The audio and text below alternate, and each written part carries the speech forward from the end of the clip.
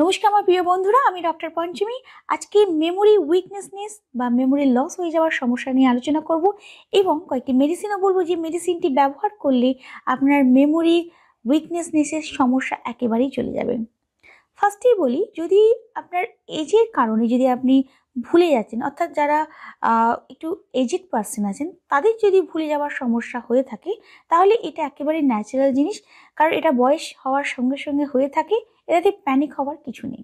কিন্তু যদি আপনি ইয়াং এজের হয়ে থাকেন এবং ইয়াং এজে যদি আপনি ভুলে যাচ্ছেন, তাহলে এই বিষয়টি আপনাকে সঠিকভাবে ট্রিটমেন্টের প্রয়োজন আছে, কারণ এটি একেবারেই ফেলে রাখা নয়। তার মানে হচ্ছে আপনি মেমোরি উইকনেসনেসের সমস্যা ভোগ করছেন। এরম হয় যদি আপনি হয়তো আপনার কোনো পরিচিত লোকের নাম ভুলে গেছেন, বা হয়তো কোনো ডকুমেন্ট রেখে ভুলে গেছেন, বা হয়তো আপনি এক্ষুনি কোনো কাজ করেছেন কিন্তু এটা ভুলে গেছেন, আপনার মনেই পড়ছে না।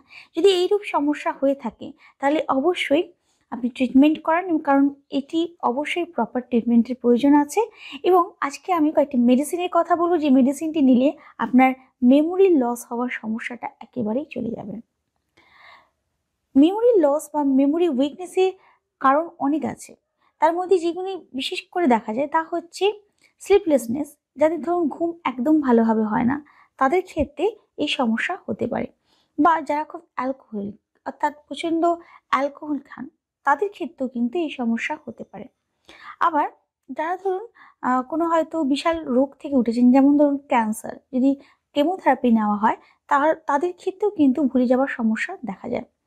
আবার ধরুন যদি কারোর সার্জারি হয়ে থাকে তাদের ক্ষেত্রেও হয়ে থাকে, বা যদি হেড ইনজুরি হয়ে থাকে তাদের ক্ষেত্রেও ভুলে যাওয়ার সমস্যা হতে পারে। বা B12 যদি আপনার শরীরে কমে থাকে, অর্থাৎ B12 যদি আপনার শরীরে ঘাটতি থাকে, তাহলেও কিন্তু ভুলে যাওয়ার সমস্যা হতে পারে।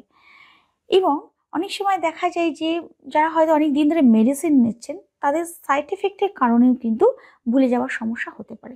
যদি আপনাদের এই সমস্ত কারণে যদি আপনার মেমোরি লস হওয়ার সমস্যা দেখা যায়, তাহলে অবশ্যই আজকে আমি যে মেডিসিনটি বলবো সেই মেডিসিনগুলি ব্যবহার করুন, দেখবেন খুব ভালো কাজ করবেন।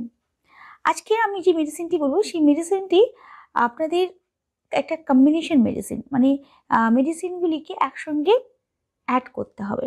ফার্স্ট মেডিসিনটি হচ্ছে ক্যালিব্রোম, সেকেন্ড হচ্ছে ক্যালিফস, থার্ড হচ্ছে অ্যাসিড ফস, ফোর্থ হচ্ছে নাক্স ভমিকা এবং ফিফথ হচ্ছে বারাইটাকা।